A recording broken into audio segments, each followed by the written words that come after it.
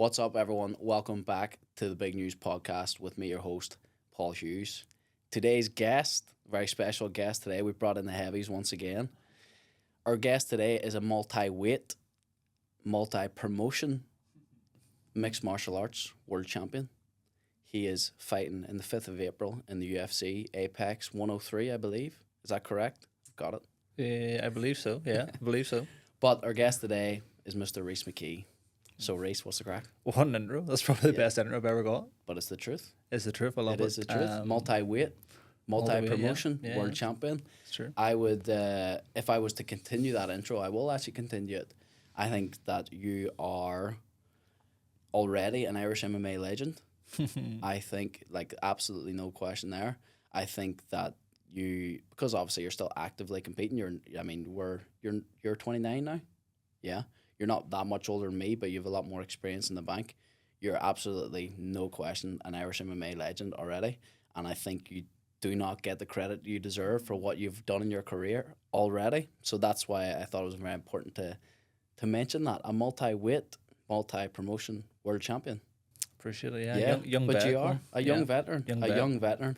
But anyway, we're going to get right into it. Because there's actually a lot. Now, we've known each other a very, very long time, of course. Probably, how long since we've known each other? 12 years? You go back to them Shieldsy days, must be 12 years. But before that, because we would have been competing in the same amateur scene together. Yeah. So there's a lot of questions, that I don't know the answer to, that we don't often get the chat for these like long extended periods of time. Obviously, MMA related stuff, we're always in the same kind of loop. But there are questions that I just don't know the answer to that I'm really curious to know. So I'm going to start off for even before fighting. I want to know what you were actually like growing up. I want to know, first of all, like, was there any other sports that you played growing up that kind of set you into this pathway of MMA? Like, did you know that, were you always a sporty kid growing up, or were you no sports at all? How was it? like in school, like I went to like St Albans in Randallstown, which was St Benedict's, and Gaelic hurling was massive there too. Obviously played soccer and stuff like that, but to be honest, totally useless at everything. Loved just being involved. Like that's the truth. Like I could lie and tell you I wasn't, but I played for Whitehill in Turnogue, hurling Gaelic. It was grand. But like never excelled at sports. Like never was even a naturally sporty person. Like when my GCSEs come up, never done sport. So that kind of shows you how disconnected I was from sport. So you hadn't played until you started your GCSEs, or you stopped playing? Like no, like sport wasn't the first thing on my mind ever, because I never even chose it for like my education. So like it was never a thing for me. Okay. I enjoyed it. I enjoyed the idea of it, but when I wasn't good at it, like any kid, I'm like, well. And did you know when you were playing that like I'm shite? Yeah, pretty much. Yeah. Like there's only so many times you can be in the bench on like a team without realizing like I must be shite. So like, do you know what I mean? So you were a bench warmer. Yeah, and I try to find like reasons to why like I was on the bench, but like I was shite. That's politics. Politics. There's a conspiracy, but so that was really like I didn't really have like a budding sports childhood or anything like that. I kicked the ball up against the wall like every other kid in Northern Ireland and done all that carry on, but and then fighting was never really in the picture. Like my earliest memory of fighting was watching the movie Kickboxer, and I remember I used to kick the side of my sofa, which I suppose was a roundhouse kick, and just blast that thing like really? Not what age would you have been there? I would have been like maybe like 8, 9. Oh really? Yeah, Really? Oh, I would have been kicking. I would have been kicking them, but like. I mean, let's disconnect this from anything to do with my career now. It's totally disconnected. Like, I just enjoyed the movie. Yeah. So I watch, and I still watch Kickboxer on fight days. Interesting. Which is a fun story too. Weird ritual. Yeah. Have to watch it in that week anyway. And so, like, in school and stuff, would your like kind of friend circles would it been involved around the team, or did you have like a separate thing there? Like, was your Gaelic team? Did you play for a club that was separate from school? Or did you just play for school, or how did that? So I did play for school, and then obviously when you're going to school with the lads in the team who play for teams, then you naturally end up going to the team as well. So it was Whitehill for me. But again, same luck there. Bench. And then the hurling used to hurt my fingers when people hit me across the fingers with a stick. So I don't like that because I was soft. You'd be like, here, sub me out there. My fingers are sore. He cries to get on the pitch, gets on the pitch, and once off the pitch. That was literally me. So yeah, that was kind of it for sport. Yeah. Like So you weren't like a tough kid in school, were you? total opposite. You were real soft, were you? Yeah. Actually, I remember like really vividly, like, and you'll kind of know the same upbringing of people we were around in school. Like everyone thought they were hard back in the day. Like I actually didn't think I was hard, but the people that were hard wanted to come after me. Oh, like, really? You know what I mean? Like I wouldn't. Yeah. Say, I definitely can't sit here and say I was a bullied kid. It wasn't really like Sounds that. like it. Yeah, but I do remember getting held up against a mobile one time by the scruff and thinking like I'm actually defenseless here. Like Oh, I actually really? have nothing. Yeah, so probably like Interesting. low key that probably played a part in me starting, to be honest. Yeah. Like And would you have ever got into any like kind of scraps in school and stuff like that? Was there any like moments where you're like, I need to learn how I to? remember me and one guy after school went headlock for about 90 seconds and I cried like a baby. Like I cried, like there was no punches thrown. And I remember my dad picked me up from school and I was just like, oh, I was in a fight, but like he just laughed. Like He was like, I wasn't a proper fight. it wasn't a my man." fight. Wasn't a fight, no punches. But you know, bar that, like I mean I never liked confrontation. In fact, I remember it made me so uncomfortable. And I still wouldn't say I definitely don't thrive in confrontation. But it's nice to know if someone confronts me now, I'd be a bit handle better. yourself. Yeah, a bit I'm better. with you there. I was never into confrontation growing up. Like, never really gotten scraps like outside of the gym, nearly ever. I don't think I've ever been in a proper street fight. Yeah. Obviously, your mates and stuff get into things, and you have to be there. But nothing like. I think we're definitely very alike in that way. Like, we just don't like confrontation. And it's funny at too all. because I hold it very personal. Like the guys I went to school with, I remember one guy in particular. You ever go to the Teen Elk? Oh, So I that went was to the stomping I went grounds. to Like, the Teenage Elk, and this guy headbutted me one time. So the Teenage Elk must have started at 6 o'clock. I don't know what time it was, 6 or 7.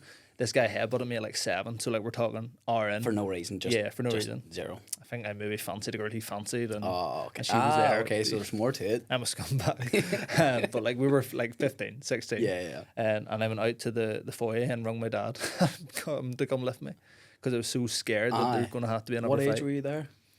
15, 16. Really? Yeah.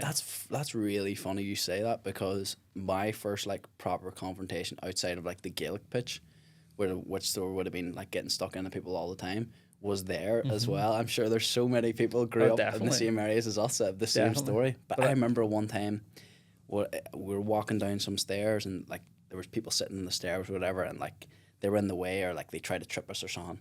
And I remember just looking back and going, what the fuck? And then just walking on.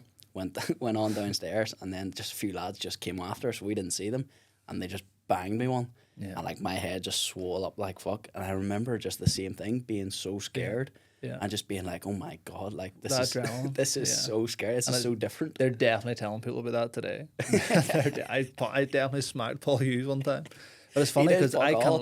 can't even let that go. I know the guy who headbutted me. Oh, do and you? I'm like, he is a scumbag. And if I ever see him, He's probably could be the nicest guy in the world now. he's definitely not. I would punch him in the face. So if he's listening, I'm gonna punch you. I wish you could just out him right now. Oh, Can I we know. get a call out video? Yeah, no, he's probably like I actually think he might work on the other side of the world now. So like, He's fucking I'm better low-key staying on our wanting side this of the fight, world like, anyway. I'm low-key wanting this fight. I want it. After you knock out Daniel Frunze. Yeah, I April want it. 5th. Let's make it happen. Oh, that's brilliant. You might even know him. I'll tell you off air. You can tell me after, or we can beat him. But yeah, so where the hell did MMA come from you? Because as I say, we've known each other for so long. We're very good friends for a long time, but I don't know the answer to all these questions, which is Yeah. fascinating. That's why I really was looking forward to today. Like, so, I mean, I started MMA at the time I was playing football, kind of coming out of it, whatever. And But why did you start? How did you find out? pre-season for football. Yeah. Football started for Did the you summer. know there was a gym down the road, or So what was the story? me and my brother knew of this MMA gym, which was Rodney's in Ballymena. And for me, it was very much like, I remember I thought I was going to go to MMA, put on a load of muscle and, you know, Yeah. whatever, total opposite of what it actually is. My brother just wanted to do it. He was a big UFC fan. I absolutely wasn't. Never really watched them, bar the DVDs in the house, which sounds like everything we all say about how UFC starts. So it timed well with the pre-season, and we went down, and like every kid gets your ass kicked the first time, and it's like, this is pretty good. What age were you? 16, 17. that age. And from there, I remember there's a competition for charity in like 4 weeks, and like I had no right to do a grappling match. Done it, nearly got my arm snapped. I was like, that is class, like just so cool. And that was it. Started just getting into it, got addicted, wanted to be, you know, the guy. There's a whiteboard in Rodney's at the time, and your name was on the board if you were a fighter. And I remember I wanted my name on that board. Like, I need my name on that board. Long story short, my name was on the board, got a fight, started winning fights. And it was in around that time then on the amateur scene when we were fighting like Akuma and like the Legion in Antrim, which was the lowest of the low qualities of shows, to be honest. And I remember hearing your name for the first time. I remember seeing you fight. I remember you fought a guy from Derry, Kevin someone. Oh, I'm right I know. in that, I right? remember his name. Oh, let me get it because I have a good story. It'll come. Christian Kerr. That's So the I one. actually have a funny story. You can get back into it.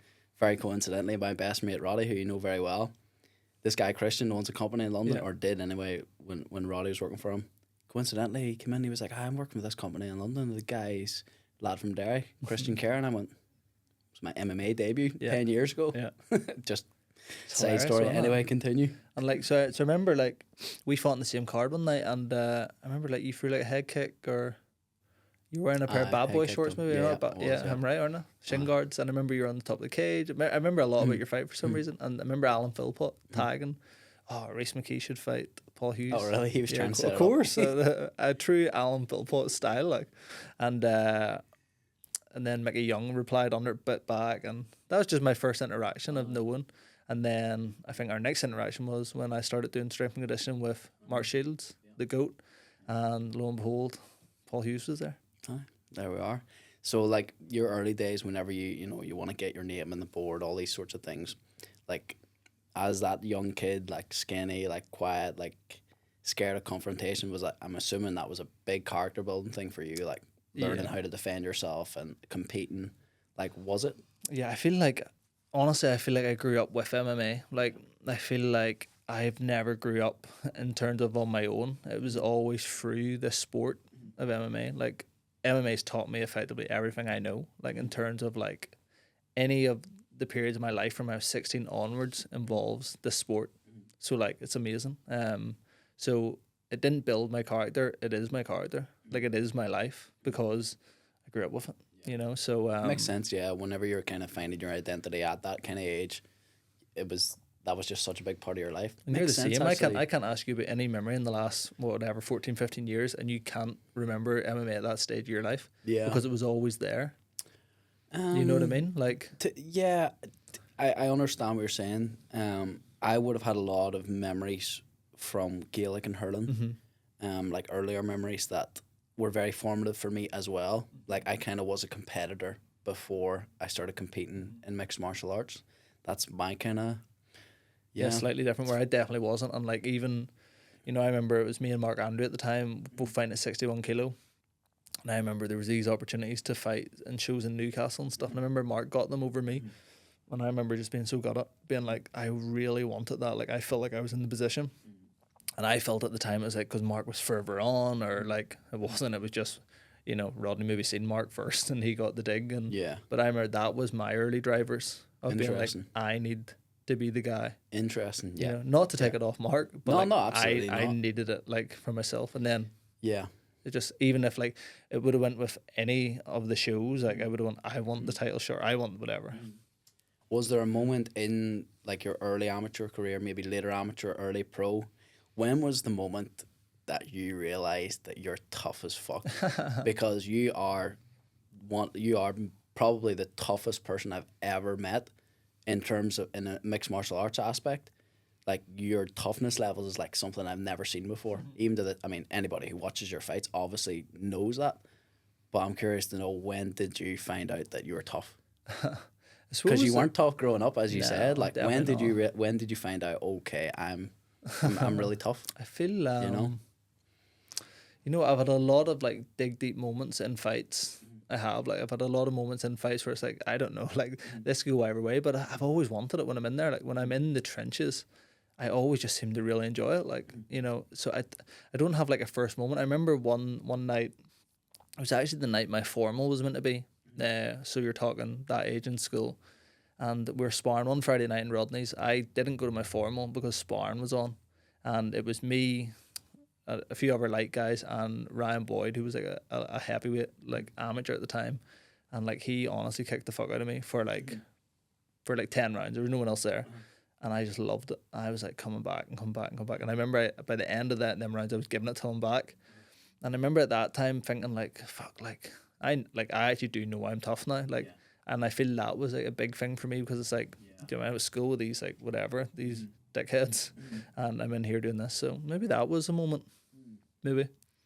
But it's funny, like it's when you're in the fight and it's like, how do you know you're tough? It's like, what else would you do? Like if someone's slinging lever at your head, it's like, yeah. But a lot of people quit. A lot of people give up. They let doubt come in, and this is why I'm fascinated to know that. You know, do you think it's a case of it's something that you're born with, or do you think it can be taught? Because I think it's a very important thing when it comes to mixed martial arts. This is so interesting, because I've had a lot of conversations about this too. Like, I feel like our DNA has to have something in it to, like, you know, like I don't know. I feel like my childhood had a lot of struggle, like from when we were younger, like family and stuff was hard, like, you know, weren't like anyway well off as a family and stuff. So I think I naturally had like a resilience towards struggle. So like I think when I do get these opportunities in fights or any like, training camps, whatever, like how tough can it be? Like, because I've already grew up in like a pretty like tough situation. So I feel like I'm kind of like going back to myself now. Like I don't know if it's in my DNA, but it's in your upbringing. You know what I mean? I feel like you're. Is there any moments in your upbringing that you kind of think about when it comes to this toughness? Like, is there anything you can put it down to that you're willing to share? Of course. Yeah, I'll share whatever. I feel like my dad, for example, was a grinder forever. Like he like fought for everything we had. So like I think in my mentality now is like I now have that torch where I'm like, I need to do that for my family. You know, so for me, like I'll not stop at anything now until I get what I need and want for my family. So like, you know, I think the struggle can go one or two ways. You can like let it stop you, or you can like let it be your burning, you know, your burning factor to go forward, and that's mine. So, you know, it's all how you use it, but like I could never lie down for anything. I could never accept this position. Like even now, like, you know, before this fight was announced, it was a tough position, but I was never going to lie down and be like, oh well, sure, what happens happens. I had to do something. Yeah, there's no quitting you. No. Like that's what I mean by the toughness. There just isn't. You've been tested to the absolute brink multiple times now in your career, and I think it's why you're such a fan favorite, is because people have seen how hard you've been pushed and the depths of hell you've been pushed into fights. I think like probably my favorite example of that in your career would be the Burlinson fight. I think that's when you got the opportunity to show the layers to that toughness, because I mean the first two rounds weren't fun. They weren't fun, and Burlinson, an absolute class act as well. Like a lot of people, you know, were counting you out for that fight, and I guess I don't want to say they had reason to, but he was such a good 100%. prospect that they had the right to have questions. So I think something like that is a great example to the toughness that you're talking about, and to, you know, keeping that fire ignited. Like how I actually want to talk about that fight. When you're coming out for the third round, now I unfortunately wasn't there that night. I was away in another country. But between the second and third round, what was the thought processes? Was there thought processes, or was it something that one of the corners said? How were you able to flip that switch and come out and knock him out in the third? Honestly, the big moment was between the first and the second. Okay. So obviously, end of the first, maybe 30 seconds to go. I guess the worst position ever. You know, cut with an elbow, like blood. And I remember looking up at the big things and seeing myself like Crimson Mask, they called it at the time. And just before Justin got off, I said to him, that's round one done. Like, but in my mind, I was like, right, you've done it once, now you have to do it again. And for me, I just felt like either me saying that statement, I don't think he faded off. I don't think he even heard me say it. But in my head, I was like, that's fine, that's one done. You have to do it like 4 more times. We're in a world title fight. Can you do that 4 more times? I don't think so. Lo and behold, he done it for another round. And near killed you too. I was like, oh, that's 2 down. And you're like, I'm gonna get you next round, I promise. I think like so they checked my cut. I although I said I seen the blood, I also didn't realize it was cut, which doesn't really make sense. And then he was damaged up. I think the thing I knew going into the Justin fight, and no slack on him, he's very emotional. He makes like really emotional decisions in a fight. He jumped my bag at one stage, and I knew he would make a mistake somewhere down the line that I would capitalize. I remember Pat coming up to the gym 2 weeks before the fight and saying he makes bad decisions when the fight's getting really like tough. And he did. He jumped my back. I got on top landing shots, and that started changing the tide of the fight. Going into the third, honestly, I have no idea. No idea. I'm just on it. Like, let's see what happens. But that it's just your toughness that you're relying on. But I watched it the other day, actually, and, you know, he took me down at the start of the second. I knew he was going to do that in the third, and I defended that takedown, which led to the finish. So, I mean, it's funny how, like, micro movements can...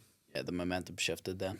Yeah, definitely. But Justin... a very good fighter, and he's a huge fight coming up. Yeah, for Fascinated sure. by it. So that was obviously here in Belfast. That was the night you won the world title. How did that feel? Yeah, see, to be honest, to main event in Belfast is a special thing for any sportsman in this country. It's something every elite athlete should get to do. I hope you get to as well. It'd be great for you. Honestly, I don't care what I'll ever do in the UFC or whatever my career turned into. I don't know if that night will ever be topped. Yeah. That's how special it was. Like it's like in a special place. When I hear the walkout song, when I see the shorts that are in my house somewhere, like it hits different. Like it just hits. It was special. We are proudly sponsored by That Prize Guy, the #1 prize competition in all of UK and Ireland. They've given away over 130 million in prizes so far. That Prize Guy has made 8 millionaires already, with number 9 pending. For your chance to be a winner, head on over to thatprizeguy.co.uk. And there's obviously a massive storyline to that fight as well as to your comeback to the sport as well. Because I want to take it back a little bit from winning that world title, which was your second world title. Mm-hmm. Of course, you won BAMA earlier in your career, but I want to talk about the story of getting back to that world title shot in Belfast. Mm-hmm. So 2020 in 2020. We're only the year of 2,000 years ahead. 2020, the year of COVID, you get a very short notice opportunity. You're killing it on the Cage Warrior scene. You're killing it regionally. You're one of the biggest prospects in the world. You get a very short notice opportunity during COVID, as mentioned, where shit was just up the left, to fight none other than Khamzat Chimaev. I want you to take me through that kind of thing first of all, because there's a lot of parts to this story that people probably don't know about, being COVID, and let me know how that whole thing went down. How was your training at the time? How many weeks out was it from the actual bout? Tell me that story. So I probably never told the story. So here's the exclusive of it. I signed a fight with Adam Proctor on the Friday, and I think it was 13 weeks in Manchester or whatever. 13 weeks I think in Manchester. So I had day 1 of my fight camp on Saturday. And so the Friday I signed the contract for Adam Proctor, who's a big wrestler from Newcastle. Absolute nightmare of a fight. The fight, another one of the Burlinson fights. The fights nobody wants, but I always end up getting them. Yeah. So I went for some reason we done a interclub day with a gym in Bangor. So I went down there and sparred. That was great. I remember it was a sunny day. This was kind of like, I think it was on the COVID where you shouldn't really be doing this, but we were doing it kind of whatever way it happened. And on the way home, me and Rebecca were having a barbecue. So I stopped at the shop, got like loads of crap food, just the usual to have a barbecue in the sun. And she was at work. I pulled up the drive and Graham Boylan texted me. He'd been like, what did he say? He lured me in with something. He's like, hey, blah, blah, blah, need to jump on a quick call. Gym equipment or something like that? No, that's the second one. Oh, This was the first one. He's like, we're short on media this week. Do you mind if I ask you a few questions at the Proctor fight? And I was like, oh, cool. Like Graham Boylan interviewing me for yeah, why not? Weird. But so I pulled up in my drive, and that session I done in Bangor was the first session I'd done in about 4 weeks. Like, not great, bad. I'm embarrassed to say it, but it's true.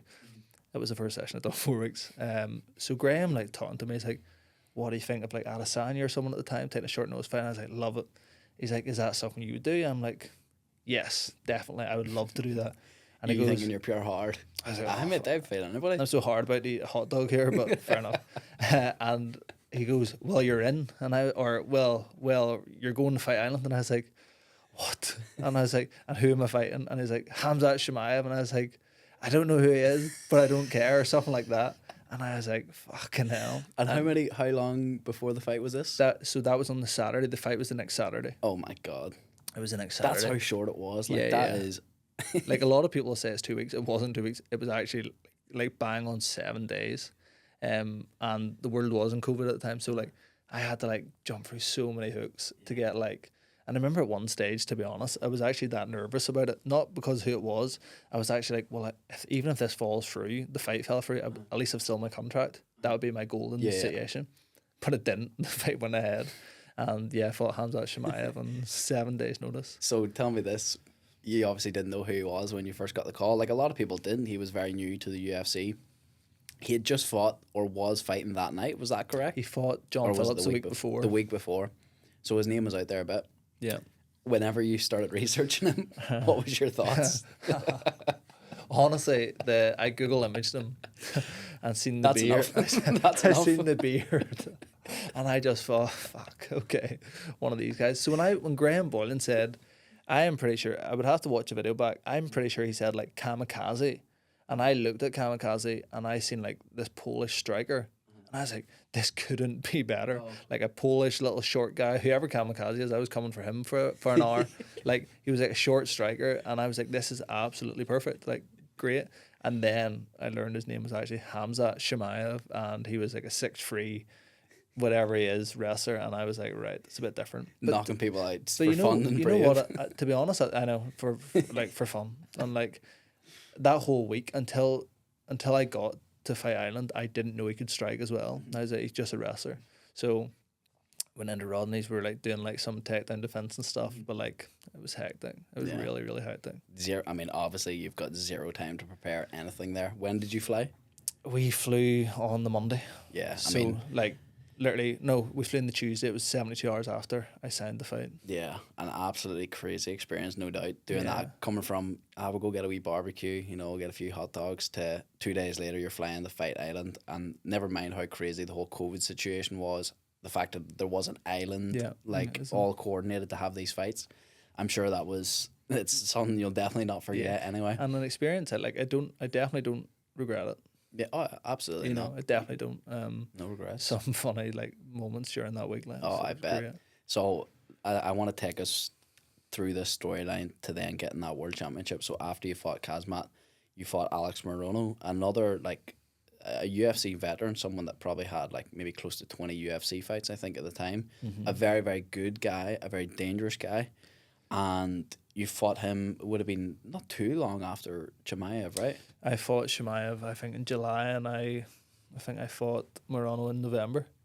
So not too far apart. Unfortunately, it didn't go your way either. A very big step on in competition. And then after, you get the call, you get the news then that the UFC have let you go. Mm-hmm. Now, in my opinion, at the time, obviously we would have liked you to stay in there and get another shot. But I think personally, at the time when I found out, I didn't think it was that bad of a thing, mm-hmm. because you were very young at the time, 26, 27 mm-hmm. maybe. And you'd been put in there, a short notice opportunity against Khamzat, anything that's short notice, you're rolling the dice. Morono, who was a veteran, you're still a very young guy just coming off the regional scene. And when I found out the news that you got cut from them, I was kind of like, right, at least we know we can build back. Yeah. So that was just how I thought about it at the time. Like, what was your thoughts when you first got cut? Were you thinking along the same lines, or was it just heartbreak, or what was it? I remember it was very close to Christmas, and I was going to the gym to do something, and Graham texted me his famous like, "Yo, bro, what's up?" Kind of hanging. It's like you always know it's either this way or this way. It's something like that. So I expect that this is what's happening. I just said, the bad news is the UFC have let you go. The good news is you'll be back with a few wins. But at that time, you're like, ugh, whatever. Yeah. But like, I was definitely flat. I definitely felt like, ugh, this is a bit of a. But did you feel like you were done over, like, from the matchups? Because I think the whole MMA world is in agreement even now that you got the short straw when it came to your first UFC shot. Like, you were, as I say, very young going in there, just coming off the regional scene. You get matched up against Khamzat and then a UFC veteran that's been around the block. Like, even to this day, I think everyone's in agreement that it was I think, unfair. I definitely feel like I take it in the route as well. I feel it's a compliment from the UFC as well that they put me in that position. Yes, the fights didn't go. I went to the decision with Miranda. Khamzat was what it was. I feel like it was a compliment that they were giving me this level of fight, although I couldn't get the results done. So I feel like the fact that they did send me away on developmental basis, what they said at the time. At the time, I thought that was complete nonsense. I was like, this is the way of getting me to shut up. It actually did turn out to be the best thing for me. Yeah. You know, but at the time, I was just, I didn't know what I was going to do. Like, I was never considering stopping, but I was like, no Irish fighter has ever got back into the UFC. Like, a lot of Irish guys have got cut after 1-2 fights, but no one's ever got back. So I was just like, I have nothing else to do. I'm too young not to get back. Yeah, that's why I my thoughts were like generally kind of obviously very sad for you, like, as a friend to get that, for that to happen at the time. But because of your age, I was like, we can build back. Totally. Like, there's definitely an opportunity. We get some wins back on the regional scene.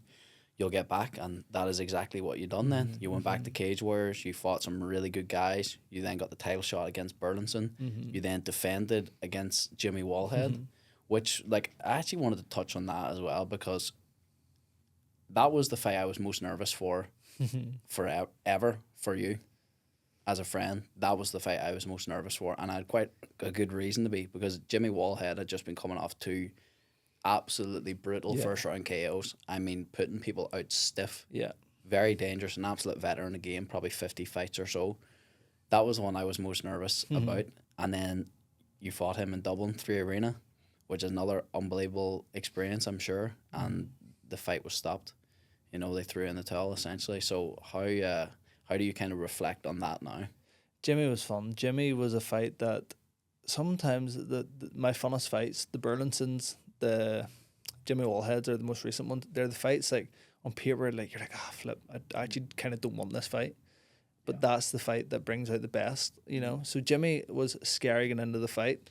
But once I know I'm fighting him, I look at him in a different light. You know yourself, when you watch someone not fighting him, you can see different stuff.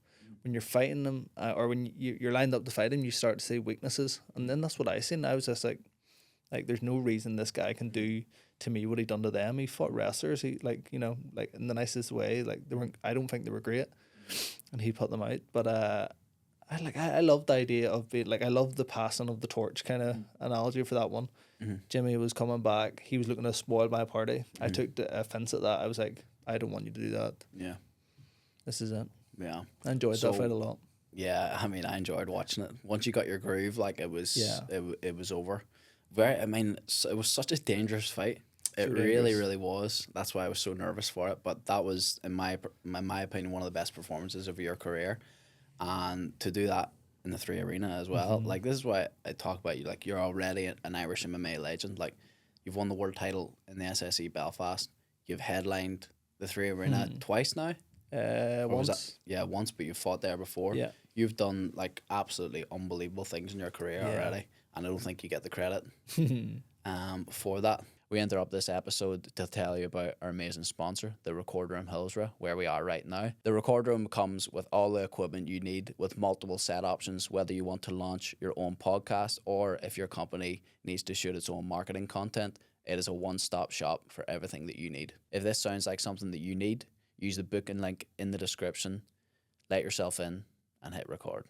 That was obviously your climb back, you know, and then you got back, and now here we are, X amount of weeks out, depending on when the podcast is out.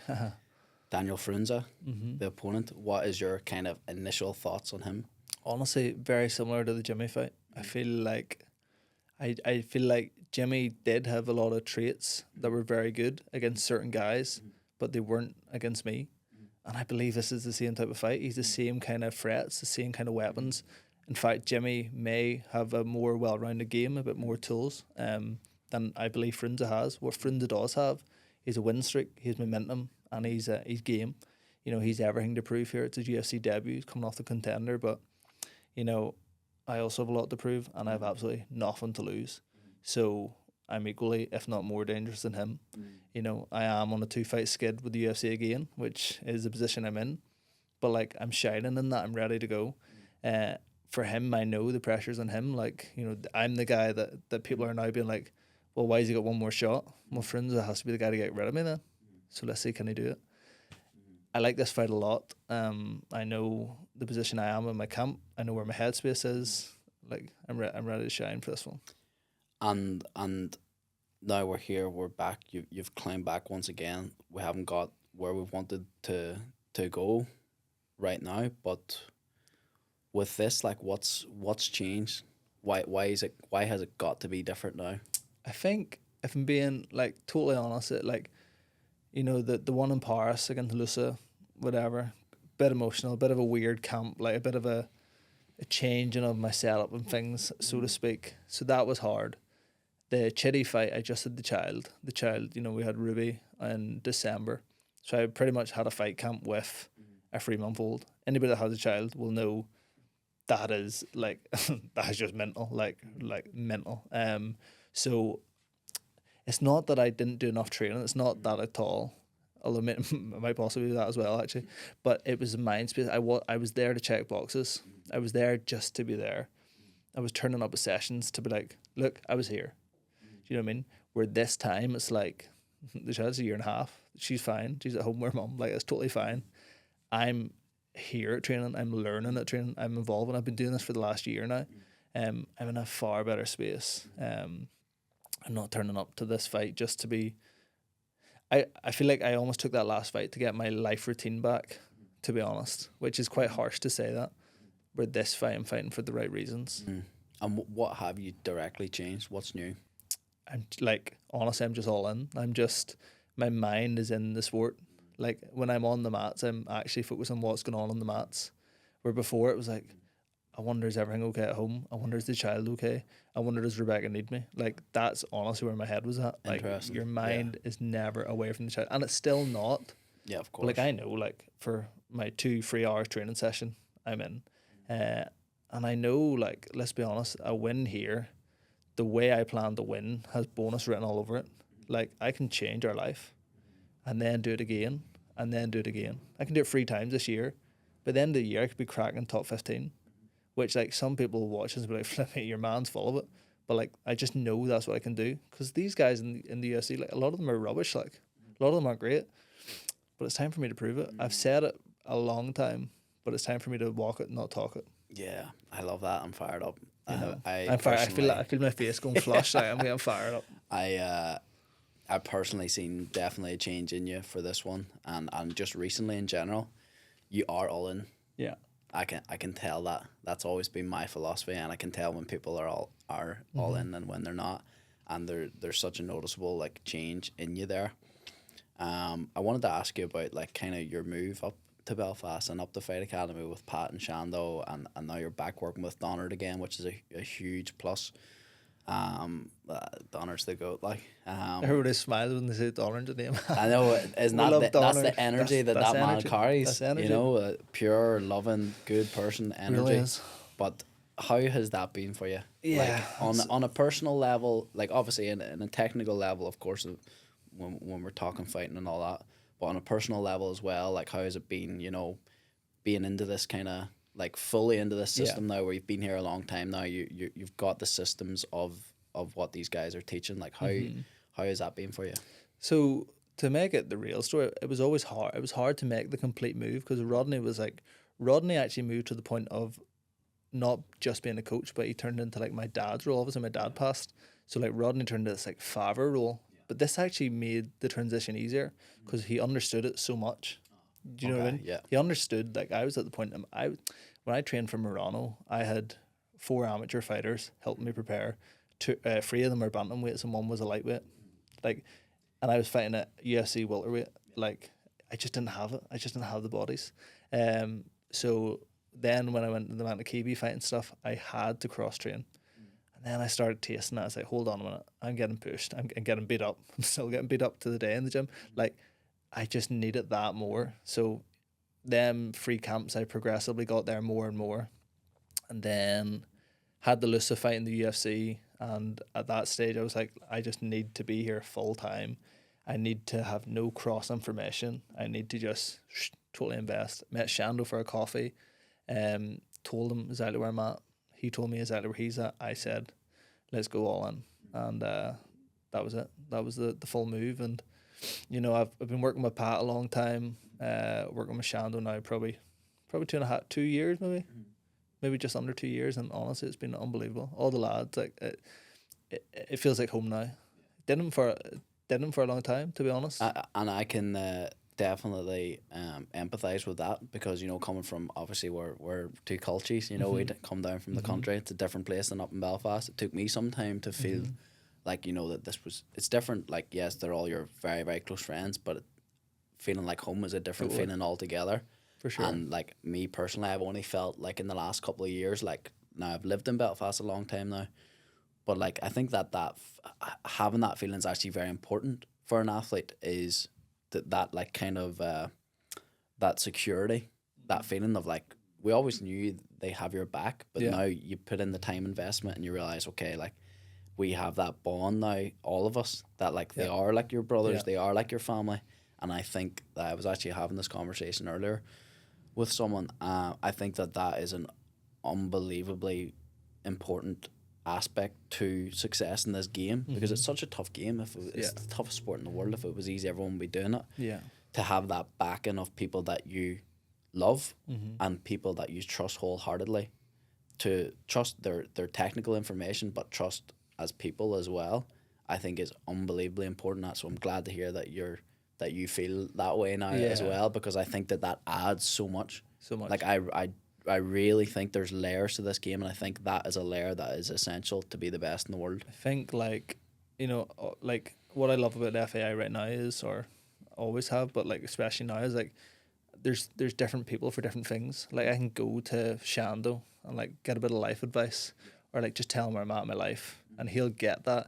I'll go to Pat if I need something really technical, or I need to look at my timetable. I can go to you for something. Like, we're all there to help. And I think that's power. Like Shando, like seeing that last year, like when after losing that fight and I was in that bit of a ruckus of like waiting for something happening, like Shando like pulled me out of the hole. Like, there's many a weeks I wouldn't have trained if he didn't text me and say, see you on Wednesday. This time. See you on Wednesday, big balls. He said it's on funny, of course, as he does. But like, I bet it was a lot worse than that. Oh, definitely. But like, although like he's a joker, he's absolutely the rock as well. Like he done a lot for me last year, and so I feel like a part of my fire at that is that I really want it, not just for me, but for us all. Yeah. Like, I really want to say to everyone after, like, thank you. Like, it was worth it. Yeah. They care. They care. They're all in. They're all in. And I think that is, as mentioned, I think it's such an important layer to this all. Like, and that it's all very exciting to hear that, you know, because I do see the change personally. In everything for this fight. Like, I'm so unbelievably confident, as you know. Well, Pat said something sorry to interrupt you. Pat said something at the end of training 2 weeks ago. He said, sometimes, you know, we're all in more than you. And I went up to Matt and I go, I'll be honest, last year you were all in more than me. Like 100%. You wanted it more for me than I wanted it for myself, but you don't this year. Yeah. And he's like, I know he liked it. Yeah. And I liked it. But like, it was true. Like, they wanted it more for me last year. And that doesn't work. I absolutely love it. I love that. Right, let me ask you this. So we talked, you know, a little bit about like your upbringing, who you were, what you were like in school, all this. What would life look like if you didn't go for it? You know, like that is a really hard question. I feel like if we're to talk like careers and stuff, I feel like I'm a naturally creative person. I feel like I would be doing something like these talented guys are behind the camera. I feel like I'd be down that creative line. Like, I feel like I always loved like journalism as a kid. I wanted to get into sports journalism. So I feel like if I didn't, like, sometimes I feel like I got the wrong job. I wanted to be behind the camera, but I ended up in front of it. Like, I honestly feel like sometimes I'm like, we gave him the wrong job. You have a real talent for interviewing. the episode that we done in your podcast, the Obsessed podcast, everybody check it out, was probably one of my favorite interviews I've ever done. Truthfully, like, you really got the best out of me in that interview, and I think that is a real skill. That's something that I hope I can develop as I continue to do this. You got the best out of me in that interview. You have a real, like, skill there, so perhaps after fighting, something you could pursue. But very interesting that you touched on that, because I did think I think you have a real talent for it. My next question: if you had a billboard that was going out to the whole world, you know, something that you could put on a billboard that everybody in the world must read, what would it say? That's really good. I think, like, so I have a thing at the minute, right? So, like, empathy is a big word. Like, this is a bit deep. But, like, I would like to say I'm a very empathetic person, but empathy can only go so far. I think honestly, as people, I think we all have to look after ourselves.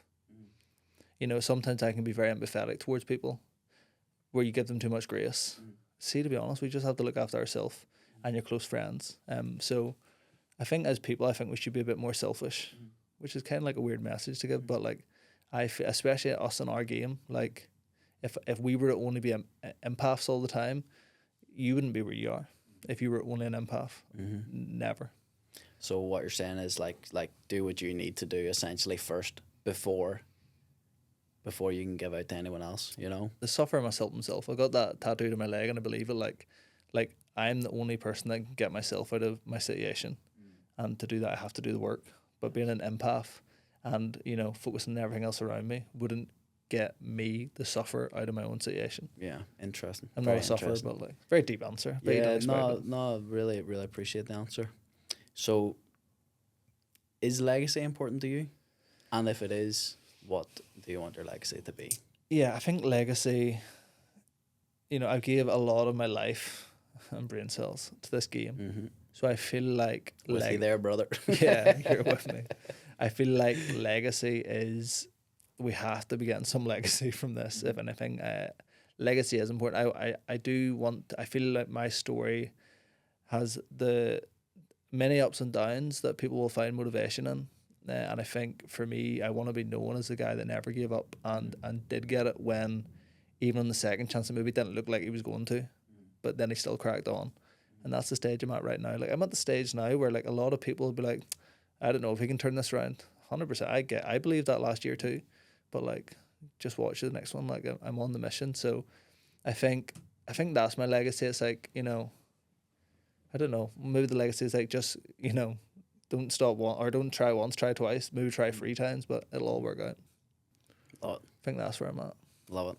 Well, I think that's a good one to end on. Yeah. You've got me pretty hyped up there. I'm not gonna lie. Your decaf tea. my little decaf teacup. Love it. You know. But yeah, I appreciate it, mate. I appreciate it. There was, as I say, there was a lot of things, known each other a very long time, and there was a lot of questions that I didn't actually know the answer to, and I'm glad we got to sit down today, and we'll definitely do it again someday. So, a pleasure, mate. Thank you for tuning in to the Big News Podcast with me, your host, Paul Hughes, and a big thanks to Rhys McKee. Love it. My good friend. Thank you, sir. See you at the next one. Thank you, brother. That was fucking sick. I appreciate that. You're very good.